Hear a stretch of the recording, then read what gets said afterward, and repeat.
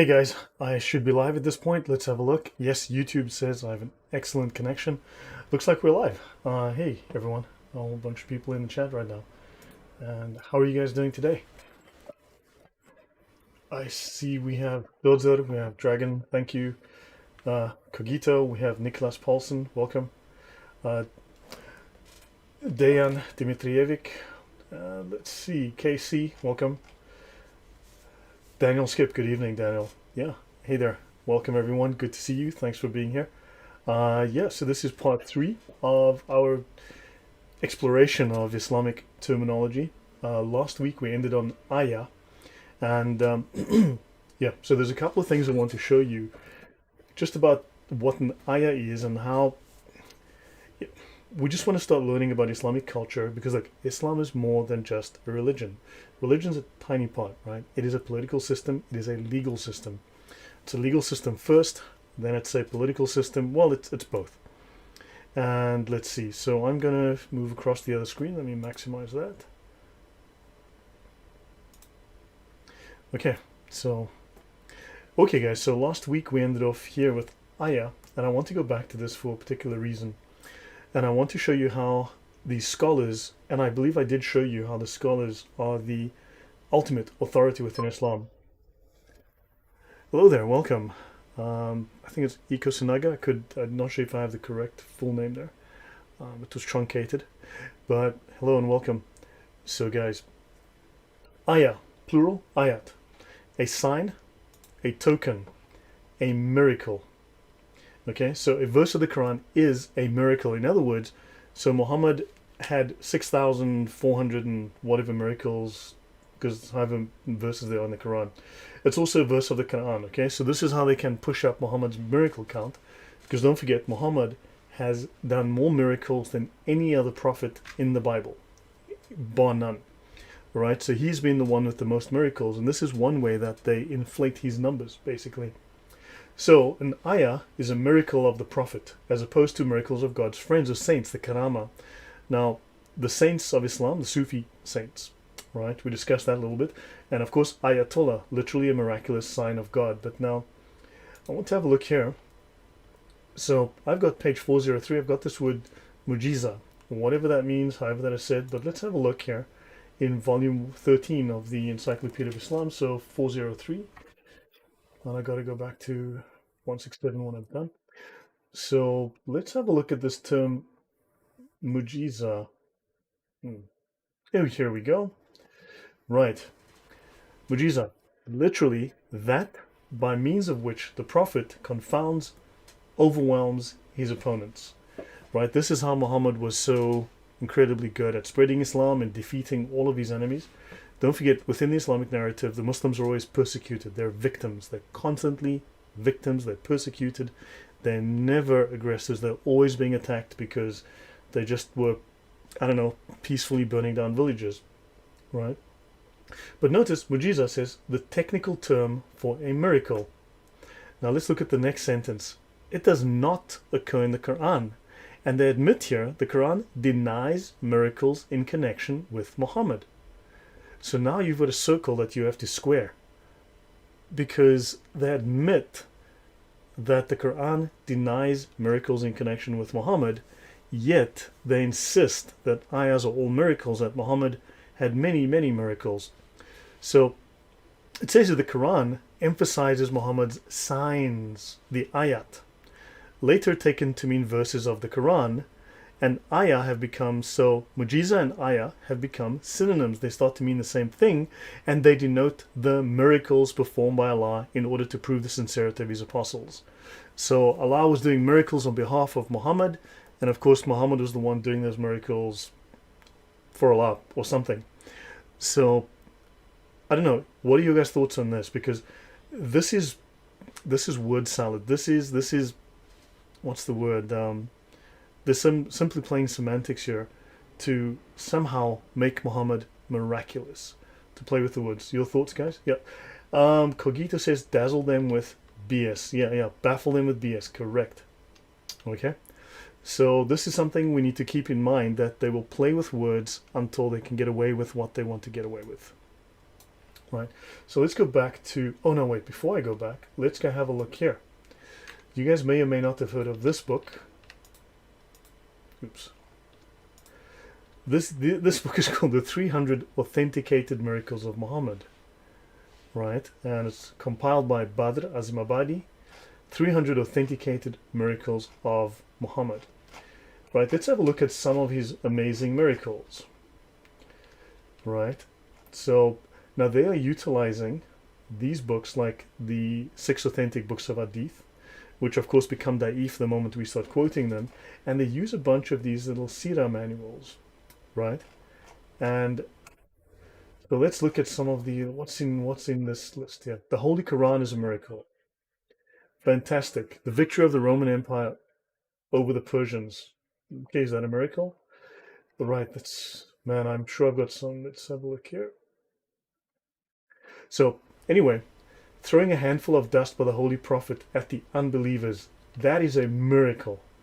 So, something to do with the Battle of Badr. So, if you want to learn about all of Muhammad's authenticated miracles, like the dust storm during the Battle of the Trench, get a copy of this book and learn all about Muhammad's incredible, incredible miracles.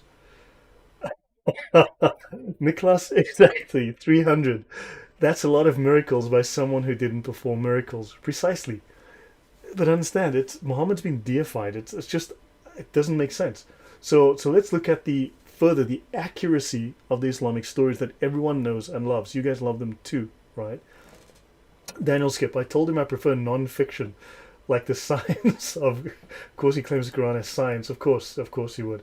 Okay, well, let's have a look here let's look at this interesting little book. I'm going to go through a few pages of this book where we're going to talk about things that Muslims believe, right? Because they've been baffled by BS. So I had a chat in real life with an Arab girl this PM. After a while, she asked me if I like to read. Of course, okay, with an Arab, okay, not a girl. So in real life, he invites me to check out the Quran and debate him. I told him I prefer non-fiction. Yeah. Look, understand that how Muslims now, this is something that I noticed when I did my talk with Mal, and I should do one this Friday. He wasn't available last week.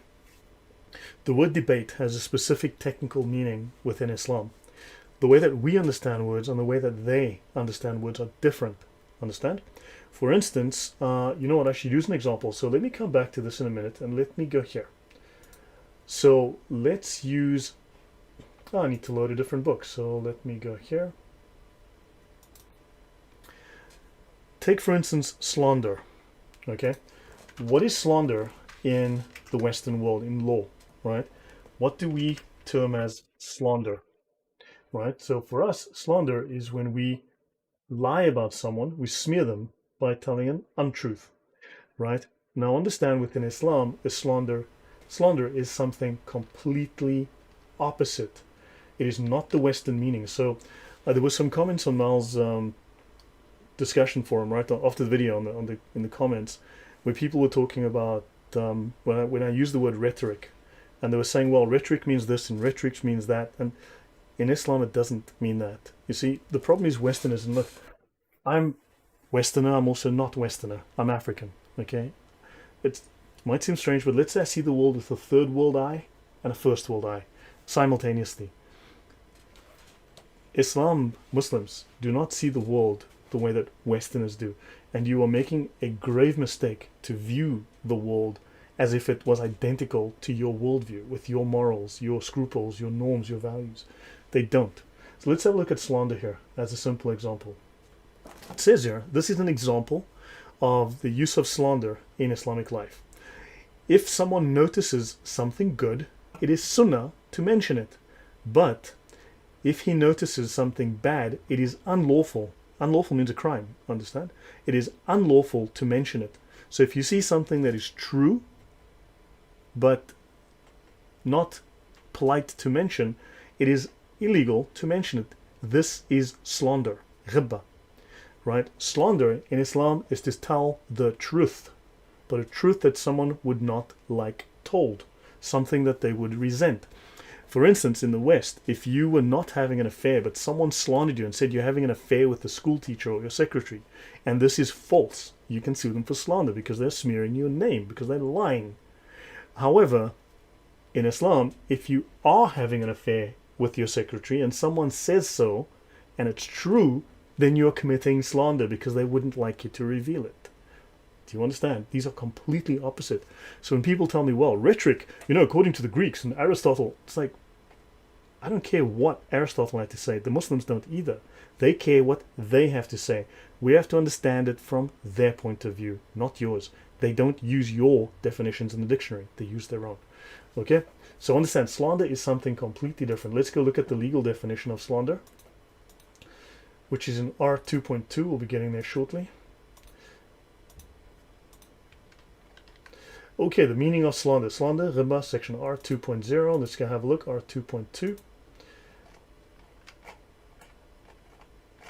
And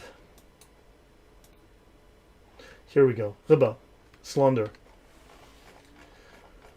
Slander means to mention anything concerning a person that he would dislike.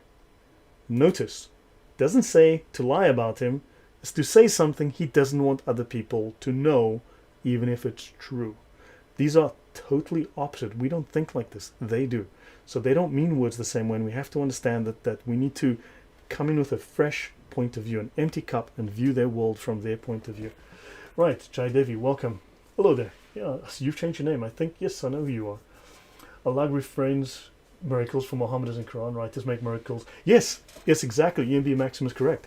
Allah doesn't give Muhammad miracles in the Quran, but within the Hadith and the Sirah, hundreds of miracles. Okay, let's see what I missed here, if anything. Calling Muhammad a slime bag isn't slander. However, don't forget, to call Muhammad not perfect, right, is a crime in Islam. So there are prohibitions. Actually, let me bring this up because this is going to be of use. Okay, so this is going to be something.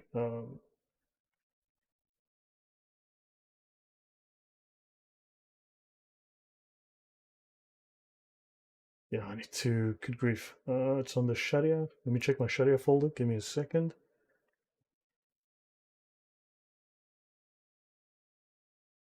Okay, so while I'm at this, so since we're on looking at words and how they mean things, so understand, when you tell a truth about Muhammad that is less than pleasant, this is slander. Okay, even if it is true, even if it is found in the books of Islam's greatest scholars, even if it is true, right, it is slander to mention it, right? So, and the crime, the punishment, of course, is death. So I will repeat some things. Of course, some of you will have seen it, someone new, but understand that this is the Sharia manual by Sheikh al-Islam Ibn Taymiyyah, and that this title that he has here, this epithet, is important. It's called the unsheathed sword against the one who insults the messenger. Right? So let's go here and let's look at the contents. Let's look at topic number 1. And this is the Sharia manual that discusses what happens when you insult Muhammad. And don't forget, to insult Muhammad is simply to believe he was not perfect. Not believing Muhammad's perfection is slander. Whoever insults the Prophet is to be killed, whether they are Muslim or a disbeliever. Sharia law applies to Muslims and to you, as much to you as them. Right? So if you're a Muslim or a non-Muslim and you insult Muhammad, then you are to be killed. Second issue, killing is prescribed on the one who insults the Prophet. It is not permissible to imprison him or show him favor or to ransom him. The third issue, any Muslim or non-Muslim who insults the Prophet is to be killed, and repentance is not sought from him. So there are 3 chapters in the book, and they all seem to say the very same thing. Let's have a quick look through this. So it says the contents of this book concern the Islamic ruling upon those who insult the final prophet. Notice it doesn't say Allah here. Oddly enough, they left this Allah guy out. Thought Allah was important, but apparently not. So let me skip forward. So let's look at the first page of the first section. Whoever insults the Prophet is to be killed, whether they are Muslim or a disbeliever. This is the general view of the scholars, and the scholars have consensus that whoever insults Muhammad is to be killed. Malik, Layth, Ahmad, Ishaq, Ashafi also said this. The Muslims have unanimous agreement on killing whoever insults the Prophet. It is the ruling that whoever insults other than the Prophet is to be lashed. So say something bad about Allah and they'll hit you with a stick, but say bad about Muhammad and you die. let's have a last look here. I'm not going to go too much depth here. So there is consensus upon the obligation of killing such a person. The Muslims have consensus that whoever insults Allah or insults his messenger or rejects anything what has been revealed by Allah, or kills a prophet, then such a person is a disbeliever. Okay. I do not know of anyone who's differed concerning the obligation of killing such a person. Okay, so now they remembered Allah. And if you insult Muhammad or Allah, then that person must be killed. And notice it says here, the scholars have consensus that whoever insults the messenger, i.e. attributing a defect to him. So if you do not believe that Muhammad is perfect, then you're a disbeliever. And what happens to disbelievers? They don't know of anyone who differed concerning the obligation of killing them. I'll pause there. Cogito says they better get used to Muhammad being slaughtered because it's not going to stop. Right. Nicholas, my video quality is not as good as usual today. Audio quality is good as the issue on my side. Or is anyone else having mediocre video? Let me check my streaming stats. So this is looking very good. Let me check in the streaming studio. Streaming studio says things are excellent. Yeah, I'm getting excellent readings. So yeah, YouTube does funny things, man. YouTube plays with me. So let's go back to, okay, now, so internet stuttering, yeah, that does happen. Yeah, I rebooted my router. I have a 500 megabit uplink, and I've got 500 meg downlink, and I've got a 30 meg uplink. I would try and upgrade that, hopefully, but the best I can get here in Warsaw right now, at least on where I am, is I think 40. But yeah, I'm only utilizing less than a quarter of that capacity, and I'm running on a pretty beefy PC, fortunately. Okay, so Cogito says you must first lower your IQ to a negative number, then it all makes sense. And Brutus Albion says it's like the Chinese version of slander, then if it makes you look bad, these you is at fault. Yeah, these guys are, look, it's backwards, but I mean, you've seen what they have here. So now let's look at some of the whole thing. So Muhammad made miracles, but let's look at this interesting book. You can find this amongst my notes. I'll link this later. So what is commonly spread but not proven from the Sirah of Prophet Muhammad? But the Sirah is where we find most of Muhammad's miracles, oddly. Okay, that's the biographies, the Gospels of Muhammad. Right, famous but unauthentic stories from the Sirah of the Prophet Muhammad. So let's have a look here. For instance, they tell us here that, so what is commonly spread but not proven, so reports in his youth, his marriage to Khadija, and period before prophethood. Okay, so let's have a look, see what else we can find. It says here, for instance, the story of the Jewish lady who threw garbage at the prophet is a false narration. Who of you have had a Muslim give you this story to show you how beautiful Muhammad was as a person, how good he was, and how he actually loved Jews, and he was polite to someone who threw garbage at him? And the Prophet carried the luggage of a Jewish lady who wished to escape from Mecca after hearing of a man called Muhammad. And the scholars tell us this is an emotional but false narration. Right, so let's have a look at some of these, just so that we can have an idea. The report of the marriage of the Prophet to Khadija bint Khuwaylid while her age was 40 is from the weakest of narrations. Okay, reported by Al-Waqidi, and this narration is matruk. Right, you have da'if, and then matruk is even weaker. Matruk is rejected. Okay, it's like maudu. It is fabricated. It's false. It's rejected. Right, it's been rejected because it doesn't meet certain qualities of authenticity. So notice it is said by Imam Ibn Kathir that, and he gives us a very precise age. She was 35, or she was 28, or she was 25. Right, so her giving birth to 6 children strengthens the view that she was definitely younger than 40, as stated by the author. Right? So understand, there's no way to trust, and I won't go into this at length, I'm going to jump over this to the next thing, but understand there's no way to trust anything they say. The report that the Prophet tried to throw himself off the mountain cliff after the descent of the first revelation is not authentic. And this is important, I want you to see this. Prophet Imam Ibn Hajar al-Asqalani explained it in the Fath al-Bari that these words about the Prophet were added mistakenly by a narrator. Now, Fath al-Bari is the major source, right? It is written by the most senior scholar of Hadith after Bukhari. well, so you have the six canonical connection. Okay, he's a commentator on hadith. So you have the Kitab al-Sitta, the six canonical collections of hadith. The prime one of which is Da'if Bukhari, as we all know, right? Scholars do not read the hadith directly like you do. They do not. The scholars go read the commentaries. Now, just like you've got tafsir of the Quran versus tafsir Ibn Kathir and so on, they are tafsir of the hadith. The scholars go and read the tafsir of the hadith. Now, the Fathul Bari is the primary commentary on Da'if Bukhari.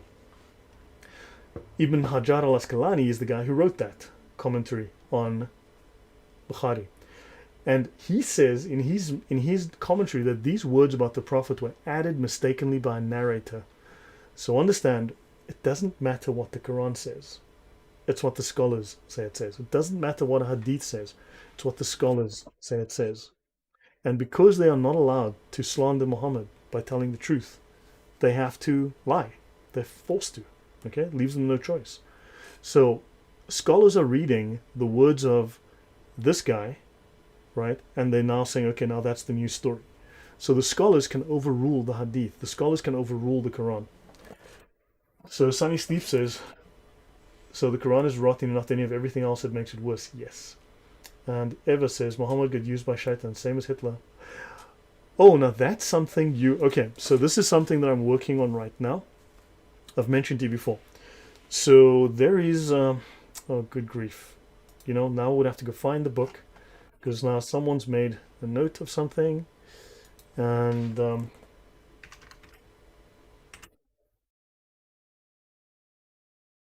okay, I don't have it. So, actually I did say I would get it this week. And I would need a minute to get the notes out. However, this is how this works. Let me actually just bring up my notes. And I will find this for you and then give it to you. But... there's a man called... it's not his real name. It's a name that he took on. A man called Baron von Sebottendorf. So Baron von Sebottendorf, German extraction, or maybe Austrian, goes to Turkey, where according to, you'll read in the blurbs of the book, he becomes a member of a Jewish family. Now, as far as I know, that is a complete lie, because these are Jews who had converted hundreds of years ago.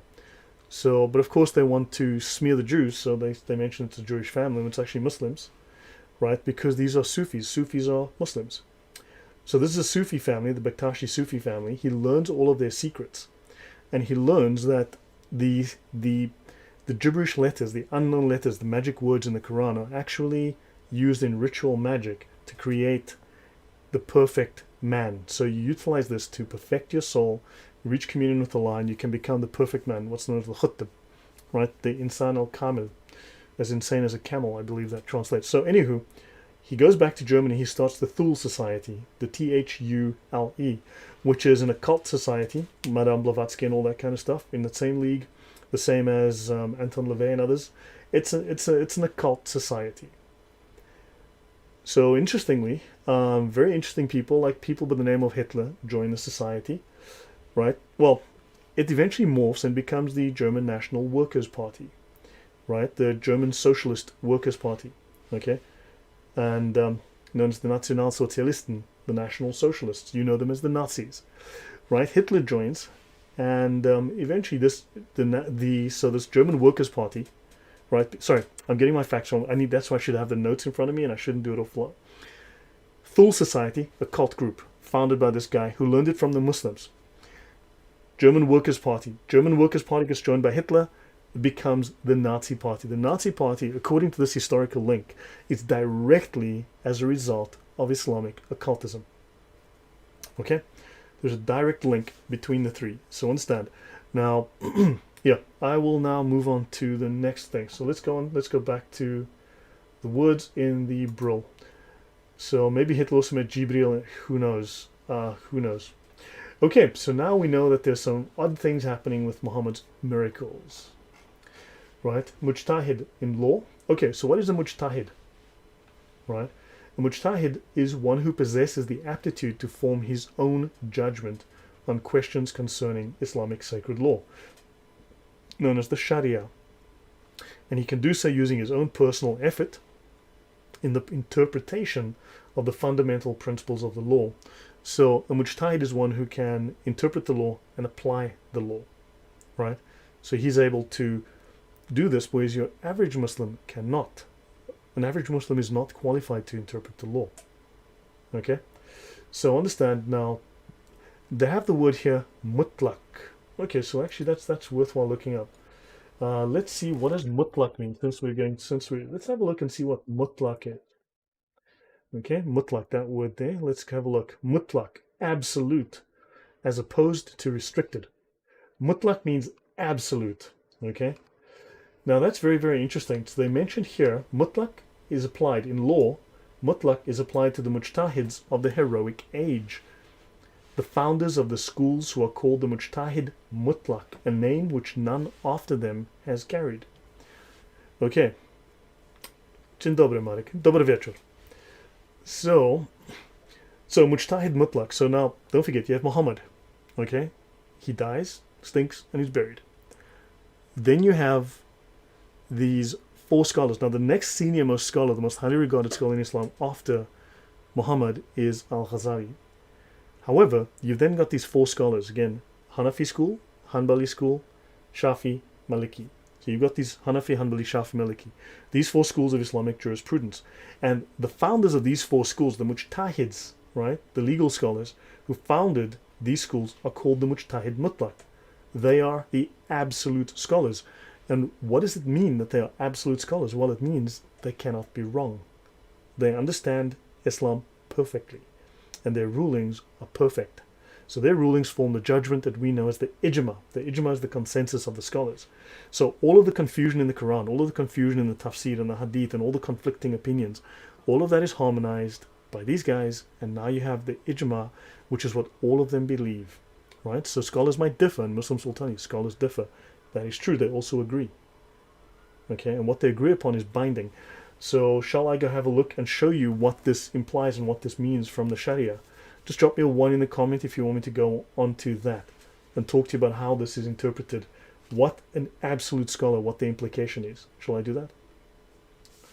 Let me know with a 1 in the comments.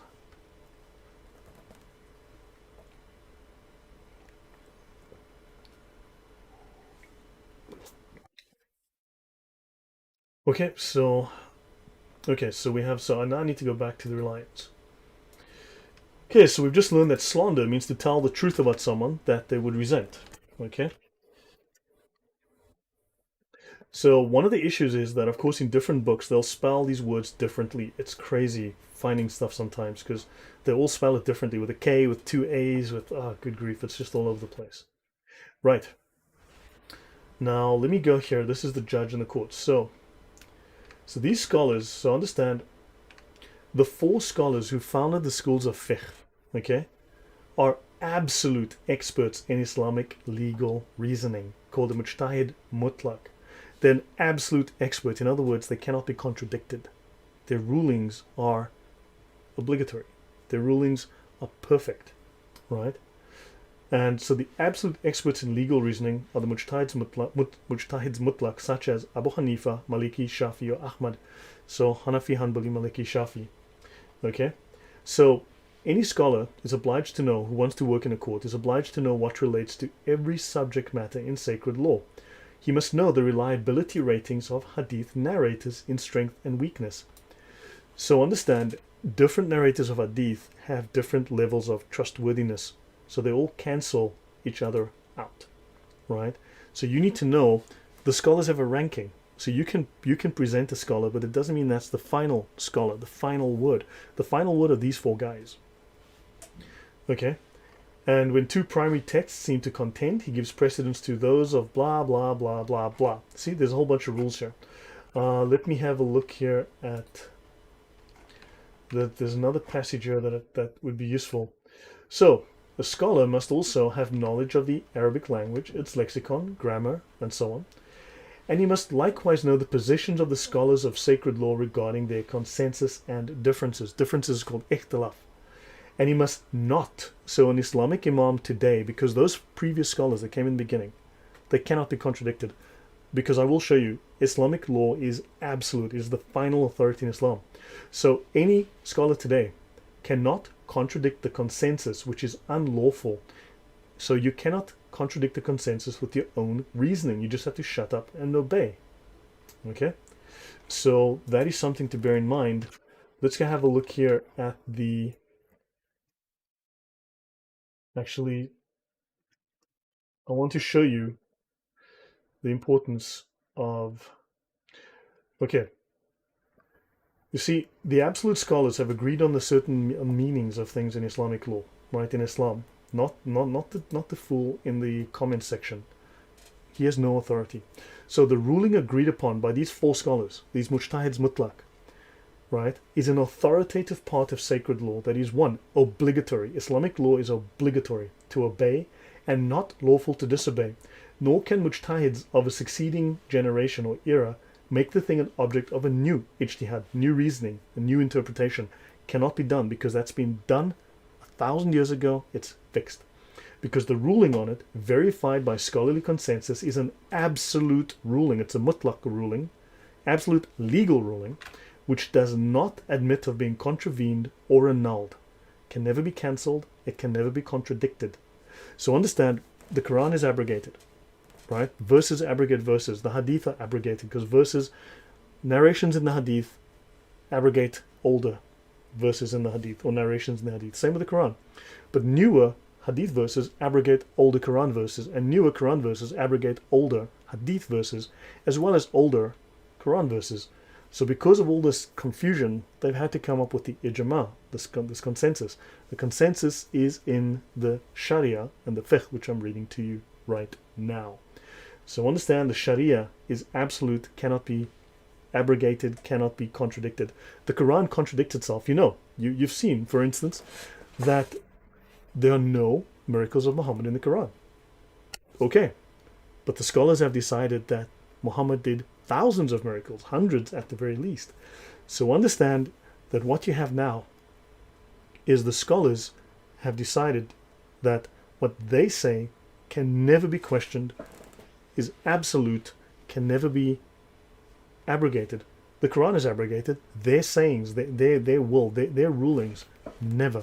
So you must understand the power of the scholars within Islam. Okay, Sunny Sleep, man, those hadith probably going to be so fake. Let's move on. Okay, did that make sense? That the scholars in Islam are absolute. I mean, I can go more. I can go show you more about that. How the scholars are just absolute. That they are. The scholars have as much authority over the average Muslim as does Muhammad over them. Okay, so but I've discussed that in previous shows, but hopefully that is clear enough. Okay, let's see what else we can learn from this farce called Islam. Okay, something down here.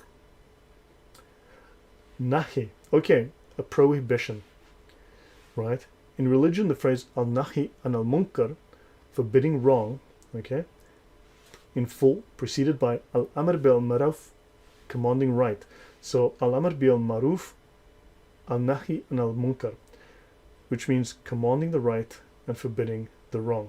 Let me just see. Kogita has to say Islam was too idiotic, so they had to standardize the idiocy. Yes, they did. That's called ikhtilaf. Right? That's actually a very interesting subject to read up on. It's really fascinating.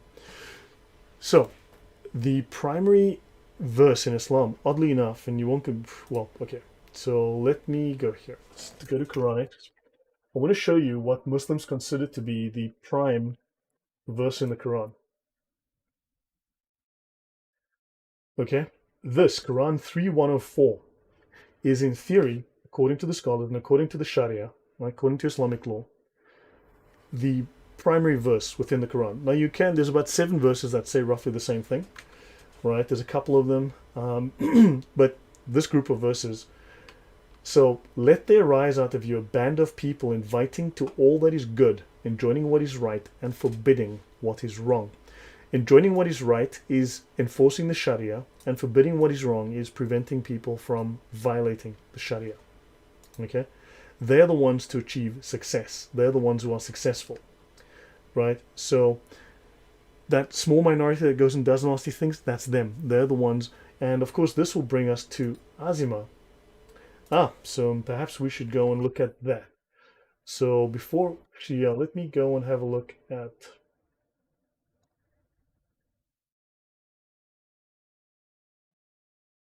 where did my, okay. So now let's go look at something called Azima.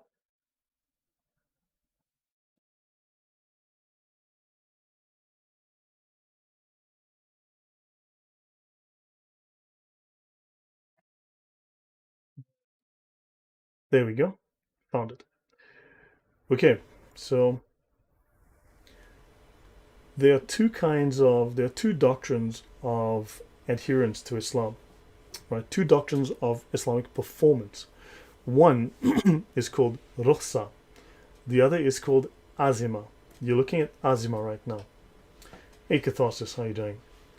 So, azima is the determination or the resolution or a fixed purpose. In religious law, azima is an ordinance interpreted strictly. The opposite of rukhsa, an exemption or a dispensation. So you have azima and rukhsa. The radical Muslims, as we mistakenly call them, are simply following the doctrine of azima. They're being strict. They're following Islamic law to the letter. They're doing it perfectly. They're doing it as it must be done. Okay? The other Muslims, the moderates, are following rukhsa. There are no moderates, there are no radicals. There's Muslims following azima and Muslims following rukhsa, because there are multiple, there are two major kinds of obligations. Okay? You have fard al-ain and fard al-kifaya. Fard al-ain is personal obligation or universal obligation, like the 5 daily prayers.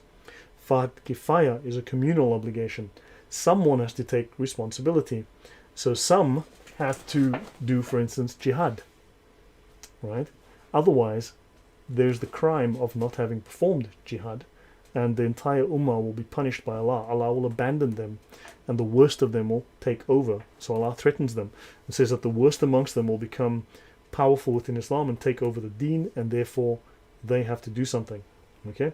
So Azima, so the ones on the London Bridge, your ISIS, your Al-Qaeda, your Taliban, they are following Azima. They're doing Islam correctly. The rest are following rukhsa. Now understand, given reason, given need, at some point they can flip. And those who are following rukhsa, which is they're exempt from having to follow all the rules, they can flip into azima. Now understand there's at least 14 kinds of jihad, right? So every Muslim is doing some kind of jihad. The question is, which one? Okay? So yeah, was that okay? Hopefully you guys learned something. Right, any questions, any comments? Cathar says, what happened to thou shalt not kill? But don't forget, Islam claims to fulfill the Mosaic law, but Islam also, I'm afraid, does not follow the Mosaic law. They've quite literally violated the Islamic law. Like, for instance, Muhammad married his son's wife, right?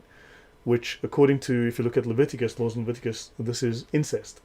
It's an abomination unto the Lord that you marry your son's wife. However, of course, now these scholars have come up with the story. What they will do is they say that this wasn't his son, it was his, well, his adopted son, but they'll say, well, it was actually his cousin, or they'll come up with a story. So Nicholas Paulson makes a very good point. He says, all of this makes the reform intention of Mohammed bin Salman very much less credible. Yeah, look, so that's the current prince of Saudi Arabia, the current head of Saudi. So he says he's going to throw away most of the hadith. Look, quite bluntly, if you look, Bukhari himself kept what, 7,000 hadith, 7,313 or whatever it was, and he threw away, yeah, and he had to go through 600,000 or so they claim, right? Then you've got Hanbal and all the others who went through like 500,000, 600,000, 700,000 hadith. So they said that they went independently through hundreds of thousands of hadith, and so we have maybe, if you look at the Kitab al-Sitta, the 6 books, you've got maybe 20,000 hadith between them. But they went through something like 2 million hadith to get those, right?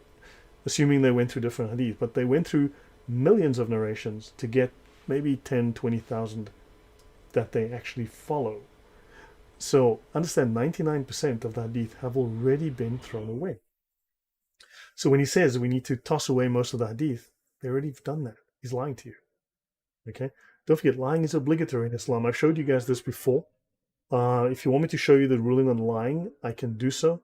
But understand, lying is obligatory. They have to do it to defend Islam. They have to lie to you, and they will. It's compulsory. Everything is a law, which is said haram. Yes, everything is inverted in Islam. Everything. Right? So you must understand, so EMB maxim, there is a form of lying in Islam called hiyal. Actually, let me see if I can find it. Let me see if I can find hiyal. So now this volume 13 is just the basic index, right? If you want to dive deeper into any particular word, obviously I'll show you, you have to go to, so this is not the full hiyal, I will mention this. Then you have to go, like you get these references, volume 3, page 510. B is the right side of the page. In military science, the plural form of adab is a synonym of hiyal, stratagems in war. Hiyal is the major form, they always mention taqiyya, ignore taqiyya. The major form of lying in Islam is hiyal. This is their most sophisticated form of lying. All right? So it is part and parcel of Islamic discourse. It is part and parcel of Islamic debate. Because notice, it is used here in context with debate. Okay? A method of debating. It's in context with this. So, hiyal are stratagems in war. Methods of winning war. And Muhammad did say, war is deceit. Right? So let's look at adab al-jadal. Jadal means controversial. Okay? So, and there's a history of them using controversialists whose sole job was to write refutations of other scholars and win arguments. In other words, propagandists. Right? So in theology and law, a method of debating in which we discuss questions that were controversial. It was not a matter of finding the truth, but of convincing the opponent. Understand, Islamic debate, one of you earlier mentioned you had a debate, you wanted to debate you. They're not looking to tell the truth or to find the truth. They're looking to win the debate by persuasion. Okay? Even if you look at the words, the madhab in Islam, their secondary meaning is persuasion. They are schools of persuasion, not schools of truth, schools of persuasion. They've been the most persuasive in defeating others. They've put forward the most persuasive arguments. Now, and also the word rhetoric. As I said, people were giving me a hard time on Mal's channel, Sneakers Corner, with the way that I interpreted rhetoric, because I interpreted it the way Islam does it and not the way that some guy who knows quite bluntly a lot less than I do understands it. Rhetoric in Islam is deceit. Okay? Rhetoric in Islam is to lie and win by any means possible. It is specious reasoning which sounds plausible but is completely deceitful. Okay, let's go back to where we were. So, hiyal. Sorry, I was looking for hiyal. Let me just look for the, okay, hiyal. Now, hiyal, artifices, devices, stratagems, the means of evading a thing. Have you ever noticed you can never get a Muslim to answer a question? You can never get a straight answer. Okay? Right? Never get them to actually focus on a point because they've learned hiyal, the means of evading. Right? Okay? Tricks. In law, these are circumventions of the law. They are legal devices. The use of legal means for extra legal ends. In other words, the use of the law to commit crimes. So when they say circumventions of the law, every single rule, every single Sharia law, every single moral, everything, promise, oath, sale, contract, you name it, everything in Islam can be broken through the use of these stratagems or tricks of hiyal. These were already codified by the year 805, the first manuals on how to do this, how to speak in a way that sounds truthful but is deceitful, right? So this is the major form of lying within Islam, and it teaches them how to break any oath, any promise, any contract. So let me see. Amazing the similarities that Islam has with communism. Now that's interesting. Catharsis, yes, there's a lot. Wokeness, dude, they line up 1-to-1 almost. To lie is part of a form of jihad. Well, don't forget, hiyal is part of warfare. You'll see here it's part of warfare, but here in the secondary use, rather in its primary use, it's also part of legal. But you saw previously hiyal is part of warfare as well. So this is jihad in debate, Eva says, because they can't in the West take gun and go on the streets. Well, yeah. Also, they can't win, so they have to lie. Okay? And Catholics have to re-verify this in the Quran. The 10 Commandments never get placed in one go. Instead, scattered all over the place, like hinting. Well, Muhammad breaks all the 10 Commandments, right? Okay, let's see what comments I've missed. So any comments from you guys? Any thoughts on this? All right. So let me go back to where I was.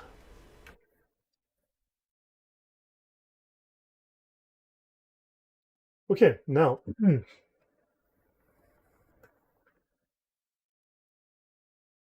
a Kush. The Talibs, the students of North Africa, use the numerical values of letters for certain magical operations. Now, last week, okay, Arnold Nathaniel Hiel equals the debates at Speaker's Corner makes so much sense now. Thank you, Arnold Nathaniel, for that. If you can just add some more detail as you go, it's useful. I learn a lot from the audience as well. Don't forget, I don't know everything, right? So you guys fill in blanks sometimes, man, I learn some amazing things, or I get links to books that are very useful. I found one recently that just filled in a few gaps. Very, very useful stuff. But yes, the debates, it's a competitive game. It's a form of sport in Islam, a debate, right? It's a performative art. It's a way of showing your power and defeating the opponent and humiliating him and so on. There's a whole style to it. Okay, they call it eloquence. They got names for all of this stuff. All of this it's all formalized. Okay, and we go, how do we understand this? It's like, well, if you just go read their notes, they'll tell you, because everything is just a template. It's a formula. Back to this, right? Islam and ISIS have everything in common. ISIS is 100% Sharia compliant. Show me a single Sharia law that the ISIS breaks. They are fully compliant. The only Sharia law that ISIS breaks, okay, the only place that they violate the Sharia, okay, is that they don't allow rukhsa. They've abolished rukhsa. No one is allowed to follow Islam according to rukhsa, the dispensation, the exemptions, no exemptions. They demand azima, right? So unfortunately, that's where they have violated the Sharia, because that should come later, right? But they've enforced it now. So that's where the scholars disagree with. That's where the Islamic scholars disagree with ISIS, that they've come too soon with this. The papacy has deep webs. Check out. Look, when people start talking about the Catholics and the papacy, it's like sometimes I just want to scream, because, yeah, man, there's so much. The Jews as well. There's just so much falsehoods about. There's so many lies told about the Jews, the Catholic Church. Now, not to say there are no problems, because certainly one can identify problems, but the stories out there, the narrations, the narratives are just so false, right? Okay, so Taliban students. The Taliban are students of the sacred knowledge, students of the Sharia. Okay? They speak of the numerical value of letters for certain magical operations. So when you read through the Encyclopaedia of Islam, right, you're going to find copious references to magic, magic, magic everywhere. And the odd thing is that Islam is only like 5% at best a religion. It's 95% a bunch of other things, including politics, warfare, law, and the occult. Why has no one digged into the occult? Why has no one jumped in there and dug in? And I have to wonder sometimes. Now, Ayn, eye, the evil eye. Interesting. So they've got the concept of the evil eye. Okay, but notice in mysticism, Ayn is used to indicate the super existence of God's deepest essence, whatever that means. Okay, Ayn al-Yakin, the contemplation of the evident, a mystical term which discusses the pre-rational sense and the post-rational sense. So the scholars work outside of the rationality. They work aside. So when you become a scholar, you work with the pre-rational sense. You understand Allah in a non-rational manner. You've got to read through section 1, the section A of the Reliance, to learn more about that, how they understand this. And also section W, if you download the book. Taliban also a funny faction, form another mini faction than ISIS and ISIS-K. The ISIS-K is just ISIS in a different area. K is for I can't remember. It's just a term. It's just a geographical region. So it's just ISIS in a region. Like Hamas is the Muslim Brotherhood, in Palestine, right? Avoidance. So Arnold says avoidance, deflection, obfuscation, and transference characterize so many debates. Correct. This is the standard tactic. They are taught this. It is cultural. It's expected. They're all expected to know this and perform according to this template. This template goes back 1,000 years, Nathaniel. All right. Muhammad's deepest essences. Yeah. So in mysticism. Okay, fine and well. Let's continue. Azima. Okay, we've just done that. However, there's a couple of things we might want to learn. Azima, right, we said is in religious law is an ordinance interpreted strictly. So the guy who drives a truck through a Christmas market, he's simply following Azima. He's just being a good Muslim, right? But let's have a look here. In magic, fascinating. Azima is an adjuration or the application of a formula of which magical effects are expected. To learn more, go to volume 1, page 823a. So let me see. This word also means something in terms of Islamic magic. Now, if you look for the word magic and mysticism in this encyclopedia, you're going to find countless references. Now, if it is so common, why is this not being explored? Why is no one sitting down and reading through this? Except myself, of course. But why has this not become... Because this is well, again, the problem is that Westerners see things through Western lens. Christianity is a religion. It's like this and like that. Oh, that's so pretty. Islam is a religion. Okay, so it also has to be just like this, just like that, just like Christianity, and just so pretty. Oh wow, the two are identical. Look here, you know. So look here. I've got. Look at these two things. They're identical. They're identical. They're both religions. They're completely identical. There's nothing different. They're the same size. Nonsense. They're not the same. Understand? Islam is a completely different beast, and we Westerners need to stop seeing it from their perspective. They need to see it from the Islamic perspective. So, adjuration. Let's see. What does adjuration mean? That's a good question. I wish I knew. Let's have a look.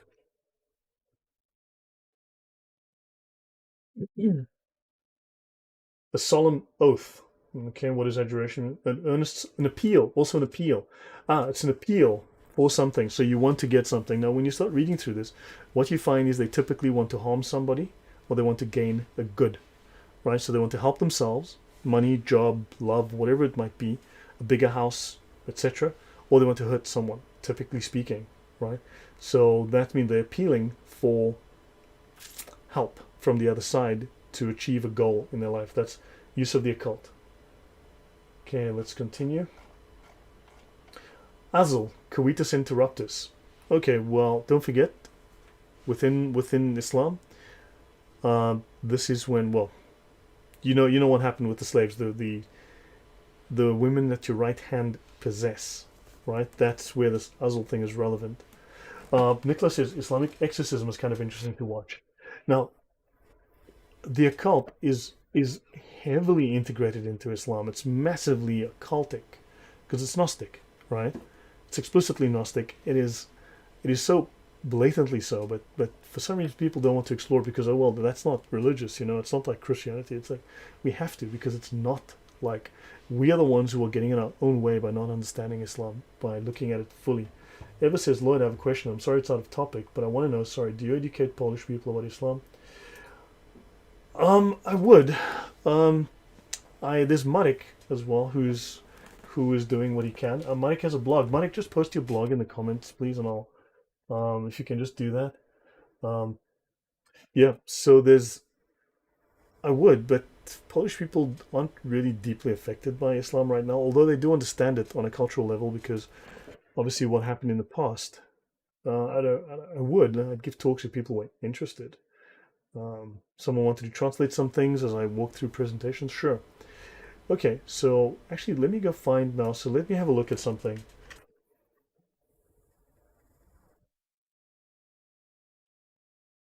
So let me find a word that I'm looking for here.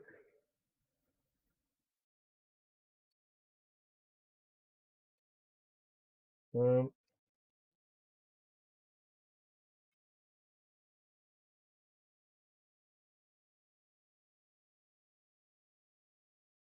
okay, Ghura. Sorry, yeah, Ghura. Okay, I want you guys to look at this since we just came off another word that made me think of this. Ghura, the first day of the month. Excellent. In historical works and correspondence, fine. But understand, every Islamic word has more than one meaning.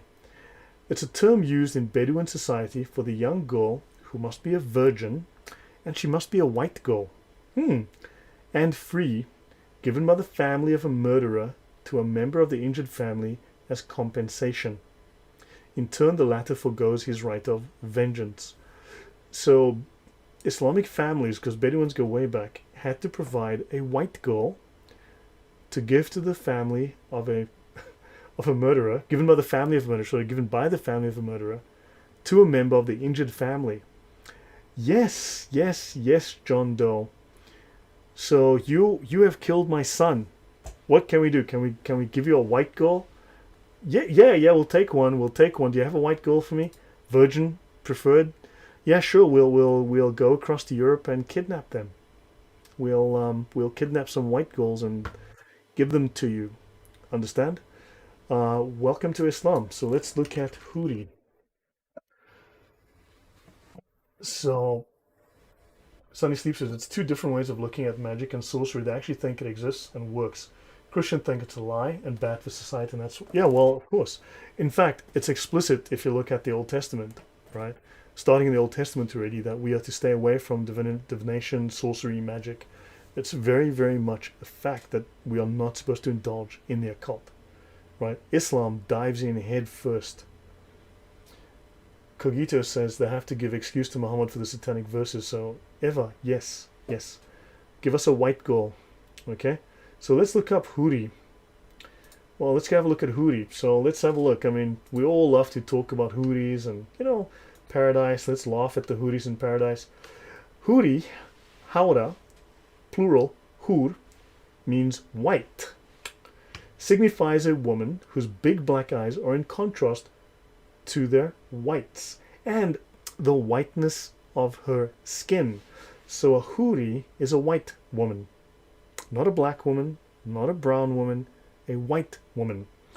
So the Huris used in the Quran are the virgins of paradise promised to the believers.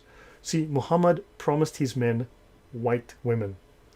So basically, the Allahu Akbar, as far as I can tell in Islam, means where the white women at. So yeah.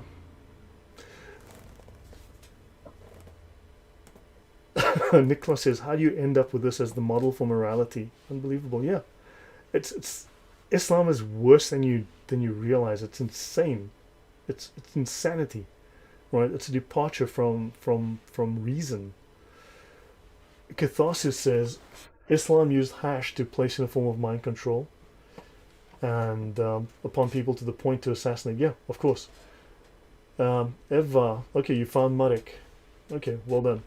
So understand, so Muhammad was promising white chicks to his warriors. You're going to get a white chick, dude.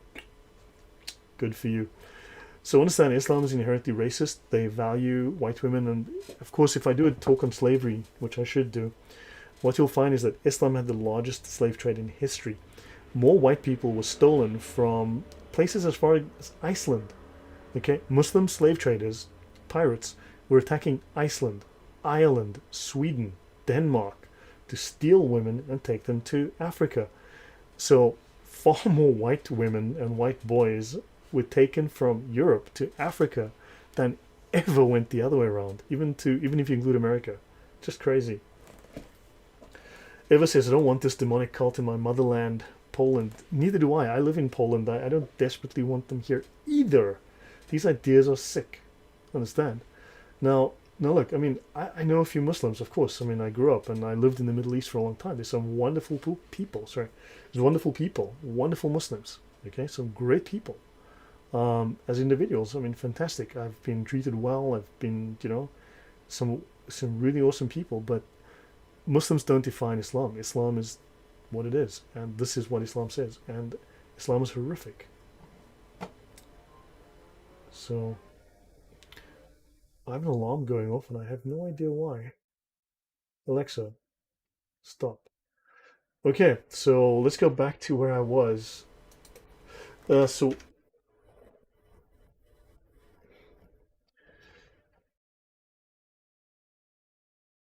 okay, so I think we spoke last week about how Islam doesn't allow you to use your own reason, right? Because the Sharia replaces your reason. The laws in the Sharia determine what is right and what is wrong. You don't listen to reason. Okay, Then, okay, the Ibadia, we're going to ignore that. That's not that important. So now let's look at a little bit of magic again. Grace Esekaoya. Oof, I have no idea how to pronounce that. Esekahoja. Esekahoya. Hello, people of God. I cannot download the PDF. Please. If you're using your cell phone, it may not work. You would have to, on the top right corner, there's a download link from Dropbox. Otherwise, go to archive.org. You'll find a copy or two there. Many of the copies that were there have been deleted since. There's only 2 left, the last I checked. Okay, that was in last week. John Doe says, it's baffling, honestly, where in God's almighty earth did this come from? It has to be what I keep saying. Satan. It's Gnostic. The pagan Gnostics were very much driven by occult rituals, very much into this whole thing, understand? And it's, Islam is just modern, well, ancient Gnosticism with a slightly new coat of paint, right? So, Ba'ajun, cleavers, according to Ibn Khaldun. Ibn Khaldun is the major historian, the very best known historian of Islam, right? He's their giant of history, very famous man. And he says here, he speaks of magicians who had only to point their finger at a piece of clothing or a skin while mumbling certain words for that object to fall into shreds. With the same gestures, fixing upon sheep, they could instantaneously cleave a sheep. That's split it in two. They could slice a sheep in two. So they're speaking of magic. There's loads of discussion of magic, and if you guys would start to dig into this, start to read through the encyclopedia, what would you find? I don't have time to look at everything. So there's so much about Islam that we don't know, that no one's bothered to look at, that if we did, would open up this can of worms and finally expose it to the sunlight, because I think that needs to be done. Oopsie, sorry, I made a wrong mistake there. Let me just go back.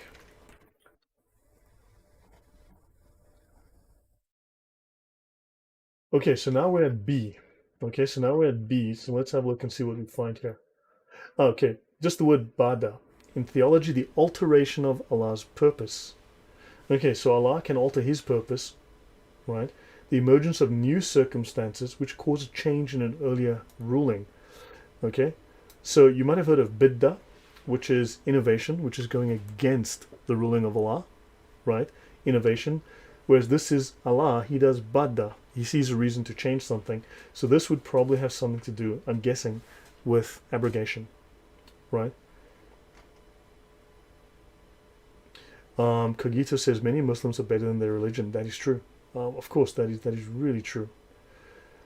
Yeah. So let's continue. So let's see what else we have here, if anything. Ilm al-Badi, the branch of rhetorical science. Again, Islam calls rhetoric a science.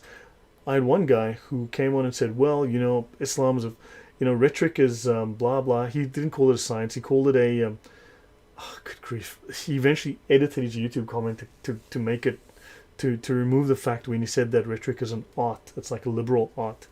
And he called it a science, and he was going through about the Greeks. I'm like, we're not talking about the Greeks. We're talking about the Muslims. To them, rhetoric is a science, right?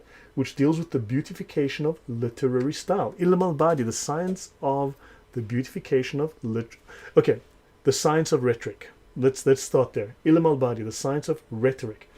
It deals with the beautification of your literary style, the artifices of ornamentation, and the embellishment of speech.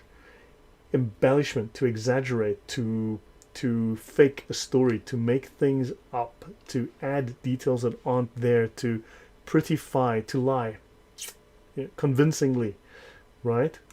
Artifices of ornamentation, how to make something sound good that's not good.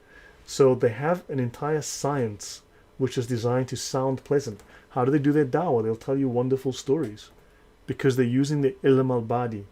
They're using formulas, methods that go back 1,000 years related to the science of rhetoric, which has multiple different branches to it, persuasion and other things. Cogito, what a load of crap.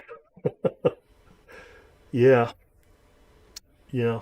Nathaniel, welcome Nathaniel, how are you doing? So, yeah, so understand, they've got, so if you look into this, you're going to find that they've got ways of persuasion, ways of arguing, ways of presenting things, ways of winning people over. It's all part of this whole they're trained to do this, and the thing is, they don't have to explicitly be taught because right now it's become part of the culture, so it's implicit within the culture. It doesn't have to be explicitly taught anymore. EMB Maxim says Islam is deceptions of Satan, and yes, it is. Okay, Bahadur. Interesting. In Islam, it means courageous, brave hero. It's borrowed into many languages. Also appears as a surname. In Lord of the Rings, isn't there a fortress called Bahadur? Just remind me, but I'm sure of it in Lord of the Rings. There's something called Bahadur, which is taken from Islam. So the author, Tolkien, borrowed the word, to my knowledge. I could well be wrong here. I'm just...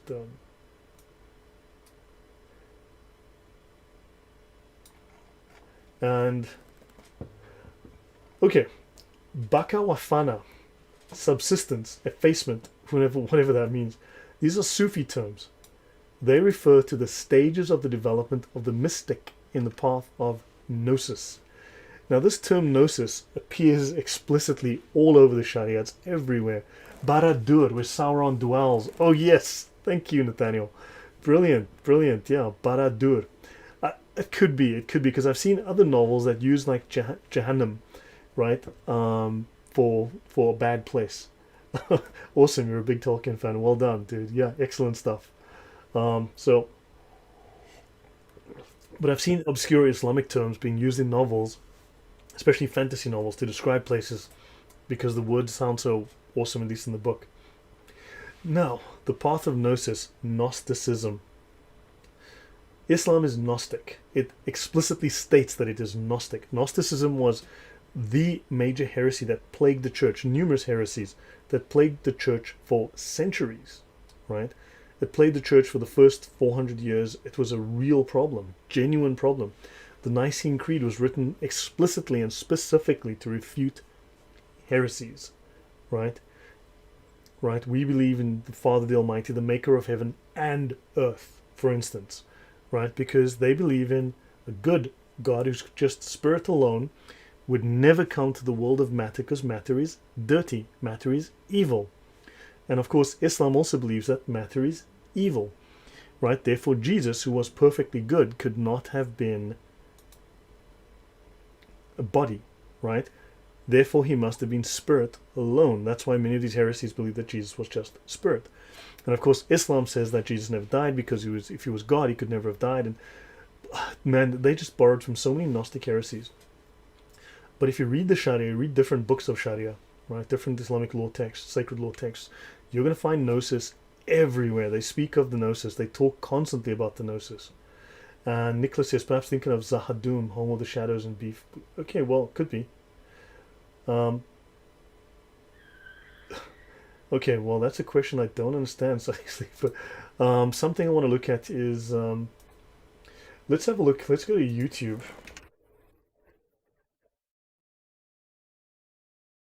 Let's have a look here. Let's have a look at Islamic Gnosticism. Okay, let's have a look. Well, you're going to find, I mean, using different terms, you'll find different things. Islamic Gnosticism, Imam al-Khazwini. Now, of course, they're all going to say, oh no, that's a Shia, it's no, it's not real, Sunnis don't. Man, Sunnis do this for sure. Islamic Gnosticism. The scholars openly claim to be Gnostics. Islamic Gnosticism, Islamic Gnosticism. They don't hide it. The scholars don't hide it. This one here, Gnosticism, the enduring heresy. Okay? The scholars, my video on Gnosticism in Islam. Very interesting. Yeah, understand that the Muslim scholars do not have a problem admitting that they are Gnostics. There's a whole series. There's one series, and it's a Sunni series, with like 20 videos where the scholar goes through these lectures and lessons on achieving the gnosis. And it's the gnosis, as you know it, that's the heresy, right? So they claim openly. This one is very interesting. If you look here, where they have the whole number magic, the gematria, but this is Islamic gematria. Oh, bugger, where did I put? Here. Okay, this is Islamic gematria. They've got their own form of this. You guys can see this here. Let me just minimize that. So they have their own form, magic and occult in Islam, and they've got their magic squares. This is the threefold magic square. Then you've got the fourfold magic square, and they've got magic numbers. They've got, it's all over. I've watched most of this one. I've watched this one. It's interesting. So, guys, Islam is Gnostic through and through, which means rituals. And Cogito says Gnosis is garbage. Well, exactly. The New Testament has been used successfully in archaeology. None of the Gnostic Gospels has any archaeological value. Same for the Quran. Zero. Okay. Did I miss any comments? Against Heresies? Yep, that's a good book. At least that's, is it Irenaeus? Okay, Gnosis is garbage, Dragon. Okay, so actually, hold on. While we're here, let me bring up. So, guys, it's 10 past. I'll probably end soon, but let me bring up something. Okay, you know what? I'm going to bring up something just to show you guys some of these connections. If I'm here to talk about Gnosticism, we're going to be here the entire day, so that's a separate show. I've got a show on that. I have been updating the slides, but let me go here. Okay, so I'm going to skip over the whole. Okay, let me actually, no, I will not skip over that section. Let me go here.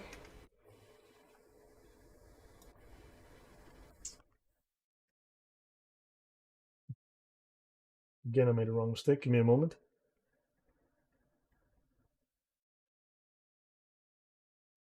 There we go. Okay, I'm just going to start here. I'm going to go through a few slides randomly just so you guys can see this. Okay, have a look here. This is an entire series on YouTube. Okay, it's a whole bunch of them. There's more videos than this. I just grabbed these 16. Teil 6. Einfach und verständliche Erführungen, blah, blah, blah. Okay, so Gnosticism and Sufism. Gnosticism and Sufism. Gnosticism and Sufism. Introducing Sufism and Gnosticism, blah, blah, blah. Islam is explicitly Gnostic. It's Gnostic, Gnostic, Gnostic all the way through. I've showed you this within the Reliance of the Traveler. Muhammad the Mystic, exactly, he was a mystical saint. That is true. So, Lindsay, he did. How wokeism is Gnostic. Man, because in my slides on this one, I talk about the same as well. He's a brilliant scholar. If it's the same guy we're talking about, brilliant. That guy's done some sort. Man, he dived in deep into that nonsense. Another connection between the woke, but yeah, there are very clear connections between woke and Islam. Very clear connections. Muhammad says war is a game of deceit. Now, politics is downstream from culture, right? Everyone says that. However, they fail to tell you that culture is downstream from religion, which is why we have to show up the religion to maintain the culture, because the culture came from the religion. So let's have a look here. Notice Hamas Charter, Article 2, okay? The Islamic Resistance Movement, that's their formal name, is one of the wings of the Muslim Brotherhood in Palestine. The Muslim Brotherhood is founded by a Sufi, and that Sufi, Hassan al-Banna, is a Freemason. Banna, so the Masons, the builders, well, Banna is the Arabization of builder. Banna, builder. Builder is the Arabization of Mason. Hassan the Mason, Hassan al-Banna, Hassan the Freemason. Understand? So the Muslim Brotherhood, the world's largest secret society, right? The world's largest secret society is founded by a Sufi and a Freemason. A Sufi who was a Freemason, because the Sufis claim to be the first Freemasons, the original Freemasons, and the founders of Western Freemasonry.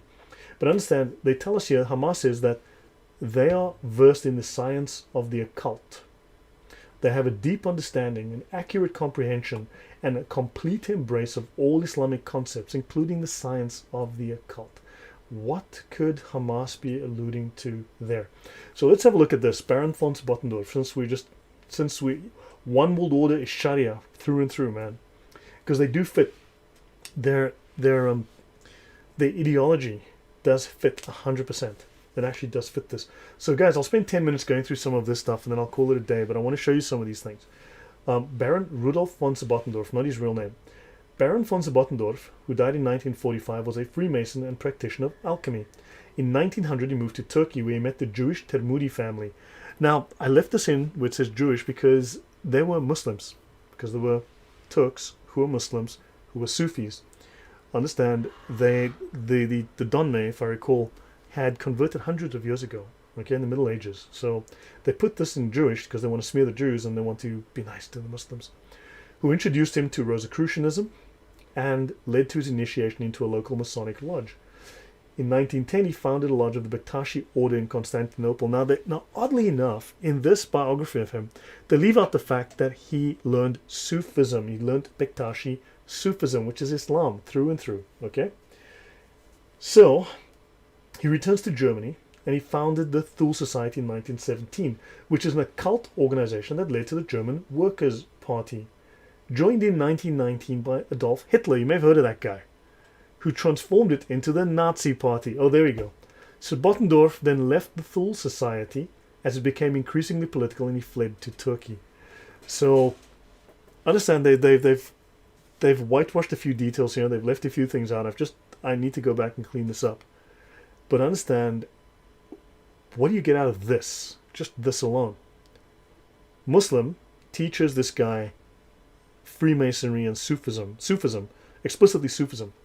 He then founds the Thule Society, an occult party joined by Hitler, which, yeah, you work it out for yourself. So, okay, so now I'm going to go forward here. Now, briefly, you need to look up this book, okay? Search for the name, Secret Practices of the Sufi Freemasons, and then just look for space.pdf. You'll find PDFs for download, okay? Don't be lazy.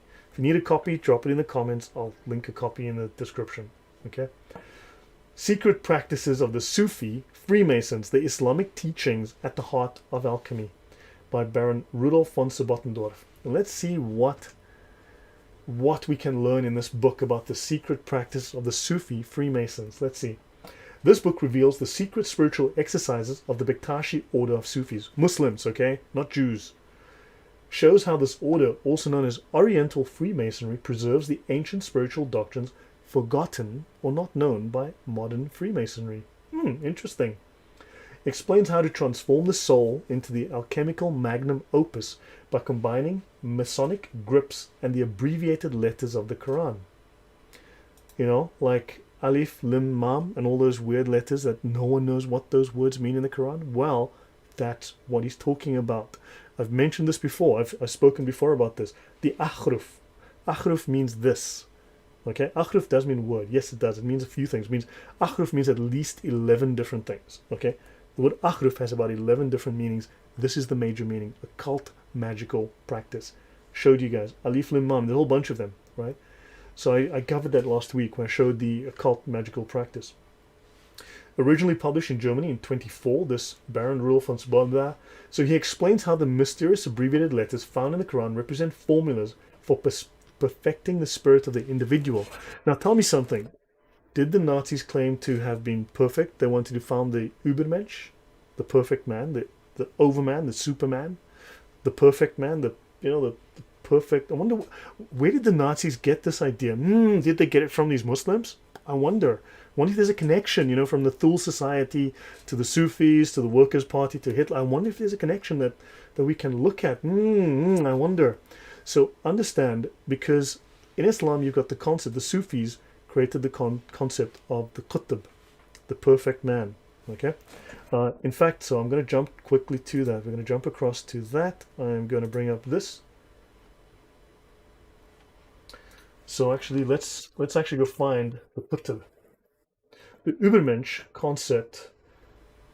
And you see, because prior to the coming of Muhammad, there was the Jahiliyyah, right? The time of ignorance.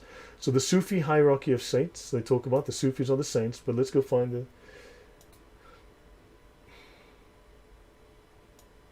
Okay, so in mysticism, the Khalifa, okay? Khalifa may have any of the following meanings, all carrying the idea of vicarship. And they speak of the Qutb, or the perfect man. They speak of the Qutb, or the perfect man. Okay? Al-Insan al-Kamil, as insane as a camel, around whom the spheres of being evolve, upon whom the Muhammadan reality radiates. Right? So the Sufis have this concept of perfecting your soul through magical, occult practices, perfecting your soul, becoming the perfect man, the Qutb, the Al-Insan al-Kamil, as insane as a camel, and you will then enter into the Muhammadan reality. Because you see, when you look up the Quds, right, in Islam you've got the Ruach al-Quds, the Holy Spirit, because we have the Holy Spirit in Christianity. Muhammad is also known as the Quds, the Spirit of Muhammad.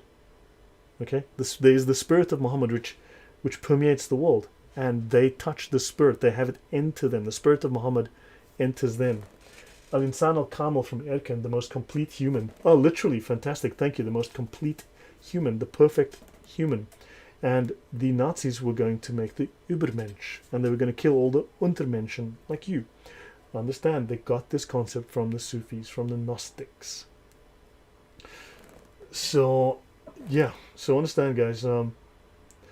So, Eva says, now we know where the Illuminati come from and what is its origin. Okay, well, thanks, now that you've mentioned that. So let me go back to what these scholars have to say. So I'm going to show, okay, and so on that point, okay, let's have a look.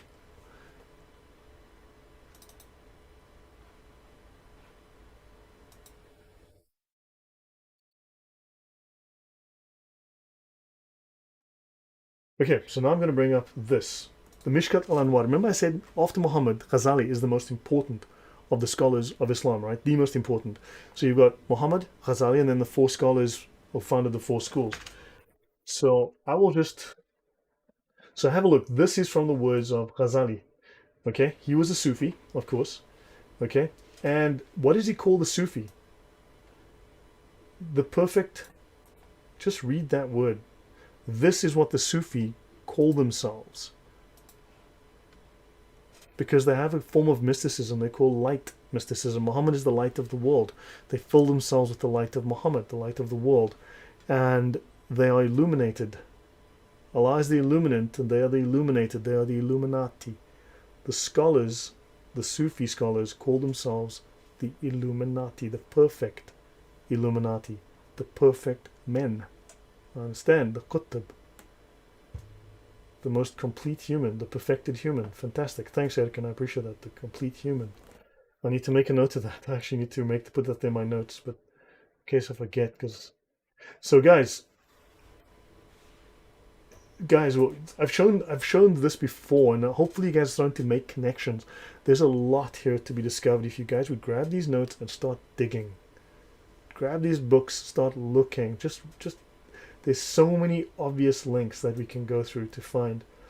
So the Qutb, the perfect man, understand? So this is what we're dealing with here. So they want to create the perfect man, and they will kill all those who aren't so perfect. That's you, Kafir.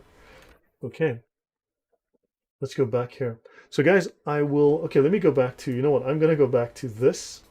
So let's have a look through. So now, understand, so Bottendorf, now we've learned a bit about him. If you look at Mohammedan's religion, they speak of the Gnostic sects, the Gnosis, the Marifa, there's a couple of other words related to that. Knowledge of the attributes of the unity, so knowledge of Allah is the Gnosis, okay? The Kashif in mysticism, the lifting and tearing away the veil between man and the extra-phenomenal world, the supernatural world. So they have loads of terms that are related just to spiritualism.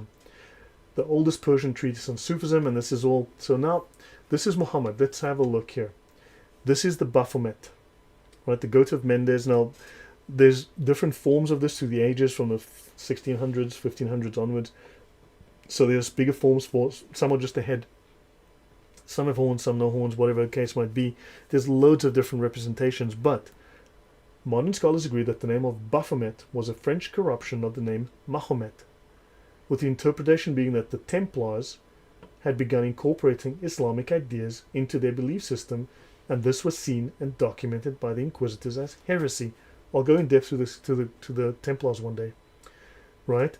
An early historian in the Chanson de Simon Pieux, written before 1235, a Saracen Islamic idol is called a Baphomet. One of the historians of the First Crusade called mosques Baphomarias. In the trial of the Templars, one of their main charges was their supposed worship of a heathen idol head known as a Baphomet, which is Muhammad. So understand, and these guys were all following Muhammad. They eventually became co-opted by Islam. I'm not going to go into everything, so let me skip ahead here. I want to show you something. Okay, so I'll pause once I finish these few slides, and then I'll call it a night. Hopefully this has been educational. Lloyd really can't stay away from Gnosticism. It's not that. Islam is Gnostic. It admits it. It explicitly says it's Gnostic. Okay? The scholars admit to being Gnostics. It's not even a secret. Okay, the splitting the moon referred to breaking through the veil.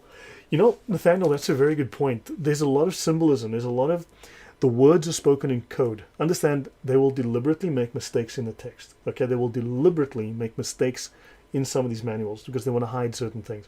It's not just embarrassment. They hide certain details. Only a true scholar would know. Okay, so they do make certain deliberate errors. They confuse things. They hide things. But this code, they speak in symbols. They speak in code, and this is possibly could well be. Okay, so the holy book of the KKK is called the Quran. They didn't call it the Bible or the Bible. They called it the Quran, right? Notice the Templar symbolism here. Okay, because the name of the book of the KKK is derived from the Islamic Quran, right? The Templars are notorious for loving each other. Yeah, well, two knights riding a horse together, nudge, nudge. How can I love you if you won't lie down? Yeah. Anyway, so the Quran, Handbook of the Muslim Identity. Excellent point. Now, the earliest symbol of the KKK was not a cross. Okay, the earliest symbol, the first symbol of the KKK was the Islamic crescent and star. Let me show you. So this is the last known, there's only a couple of photos. This is the last known earliest example of the of the KKK costume. Okay, so photos were taken in the later part of the 19th century, in the early part of the 20th century, of the last surviving, only one survived because they got rid of all the rest, of the very earliest KKK costume. Notice the Islamic crescent and star. Let me continue. Here's another one. Okay, these photos date from late 1800s, early 1900s. Okay, look at this. The Islamic crescent and star. It's just turned 90 degrees, that's all. It's just been rotated 90 degrees. This book is, there's a couple of examples. You can find plenty online. It's not that easy to find, but the University of Tennessee has the originals, or they have digital copies of the originals. Okay, so John Doe, thank you. Well, yeah. So understand, this guy, age 82, was an original Klansman, apparently, and he's wearing the original robe, believed to be the only robe in existence. I know that's a typo. I know. I just left the original typo because the original had a typo. I put in the typo deliberately. It's Pulaski. Someone said, oh, because you've got a typo, the rest of your information is wrong. I'm like, idiots. Anyway, okay, so understand the KKK used to wear the Islamic symbol. They changed it to the cross because obviously people go, oh, these Muslims are killing black people in the South. So understand, this is clan history. You can see this, and that's the original. And then briefly, I'll go through this. I'm going to run through this. This is the fez. You know there's the fez, all right? It's got the word Muslim on it. It's got the sword of Muhammad or the sword of Ali, depending who you want. And then you've got this is actually the symbol of ISIS, okay? The star of ISIS. But it's the Islamic crescent and star. It's an occult symbol, a pagan symbol. The moon and star symbol is used to denote magic spells. And yes, because originally it is part of occultism. So, now this is the Shriners. The Shriners, now to be a Shriner, the Shriners are a Freemason society. The Shriners is a group of Freemasons. They hire Freemasons. To join the Shriners, you have to first become a Freemason, you become an advanced Freemason, and then you may join the Shriners and you do Islamic rites of initiation. Let's have a look. The Shriners, their phases. Muslim, Islam, Medina, the city of the Prophet, all of that. Muhammad, I think it's pretty obvious. ISIS. Interesting why they say ISIS. That's a Gnostic reference. This is not to ISIS as the terror group, but this is the cult of ISIS. Okay, it's a reference to the cult of ISIS. Here's the cult of ISIS. You can see here. In this book, Alistair E. McGrath, Christian History and Introduction, in the view of some scholars, the greatest rival to Christianity in Rome in the 3rd century may not have been traditional Roman paganism, but the Egyptian mystery cult of Isis.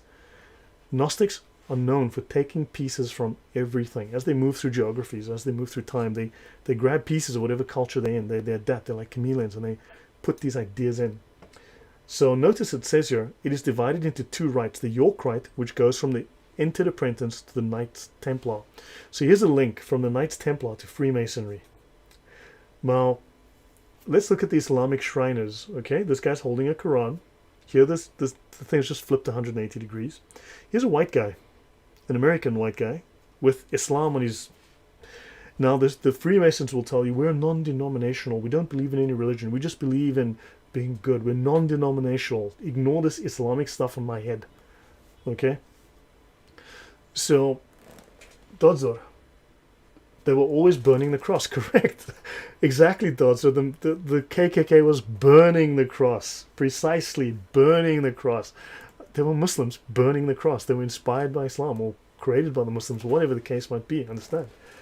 And Nathaniel says, a Christian pastor in World War II said, Christian symbols are the lion, the dove, and the fish, but never the chameleon. Well, yeah. So, now look here. Among the oaths of the Masonic Shrine organization is one that says, may Allah, the God of the Arab, Muslim, and Mohammedan, the God of our fathers, support me to the entire fulfillment of the same. Ameen, Ameen, Ameen. Now, if they are non-denominational, they don't believe in any particular religion, why are they saying why are they praying to Muhammad, at least giving fealty to Muhammad? Understand? Why are they praying allegiance to Muhammad and Allah? Let's continue. So have a look here. Now I've got another white guy, an American white guy with his little Quran hat, but he's non-denominational, doesn't do any Islamic stuff. He's not a crypto-Muslim. Everyone talks about crypto-Jews. No one talks about crypto-Muslims. Okay? Notice again, white guys. So the Shriners, as you can see, are not Islamic at all because they believe they come from the Caliph Ali, who was the son-in-law of the Prophet Muhammad. God favor and preserve him. So they've got nothing to do with Islam. Okay? And notice here that the shrine was founded by Walter Fleming, 33rd degree Mason, and by William Patterson, 33rd degree Mason. Okay? Darn it, I just lost my place. Give me one. Yeah, 33rd degree Mason. So obviously nothing to do with Freemasonry, nothing to do with Islam. The two are not connected. Don't believe your lying eyes. And now, Salam Alaikum is how they greet each other. Salam Alaikum, which as you know is nothing to do with Islam. Now the crescent, they say here, the crescent is the beautiful emblem of the newborn light, the master key to wisdom. I'm not going to get into that now, but the crescent is mentioned as enemies of the Bible, of the Jews and God in the Bible in Judges. Gideon arose and slew Zebah and Zalmunna, and he took the crescents that were on the necks of their camels. So there's two references to that. Okay, one by the kings of Midian. So look into that, see what you find. So understand, look at this guy, Abu bin Adam on his cap. Okay, white guy, crypto-Muslim? You ask me. Well, you tell me. Abu bin Adam is a shrine mosque. Okay? And on top it's the Shahada. Well, what was that? What's the Arabic that says Bismillah? Oh, okay, the Shahada on top. Thank you very much for pointing that out, Nathaniel. Yes. So what's that? Nothing to do with Islam. These guys have nothing. Everyone says the Jews, like, how Islamic can you get? So, this is the Abu bin Adam Mosque, and this guy is a prominent early Sufi saint. He was a Sufi. So, mosques are not non-denominational. AAONMS, okay, is an anagram of a Mason, by the way. The ancient Arabic order, Nobles of the Mystic Shrine. They founded themselves in America in 1872. These guys, blah, blah, blah, blah. Okay, they in the Masonic Hall, and they became charter members of the New York temple named Mecca. Very, very interesting. And let's have a look here. Okay, this is the black flag of Muhammad, and this is a Masonic temple. It's not a shrine and temple, it's a Masonic temple. He's wearing a fez, okay? Sufi fez. The Sufis wear the fezes too. If you look for Hassan al-Banna, who founded the Muslim Brotherhood, he's got a fez on. Have a look. Now notice, first of all, the crossed swords of Muhammad on this book. And notice here, the mosques of Islam, the domes, the minarets. Look at the symbolism here. All Islamic.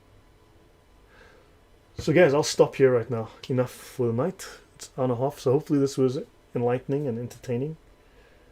And maybe you guys can grab some of the materials and start looking, start researching. You might find something, come teach me something.